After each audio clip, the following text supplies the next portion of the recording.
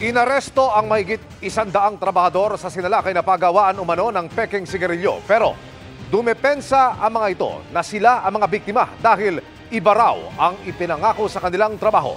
Ang resibo sa aking pagtutok. November 28, 2023, pinasok ng Criminal Investigation and Detection Group o CIDG Pangasinan ang isang warehouse na di umano'y pagawaan ng pekeng sigarilyo.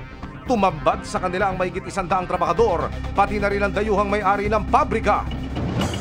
Mahigit sa 100 katao ang nakulong pero biktima lang din daw sila. Na-recruit daw sila para magtrabaho sa isang construction site. Pero pagdating sa lugar, iba pala ang trabahong papasukan nila. Ang sabi po ng recruiter sa kanya ay sa pabrika po ng plastic at saka wala pong problema doon sa pinasukan nila kasi libre po lahat. Pagkain, 500 per day. Nagkuhan sa amin na makakonsin tawuan sa sa kontraksyon. Kontraksyon na nila ginasabi sa amin. Pag napunta na kami dito sa sa Pangasinan, padok na kami.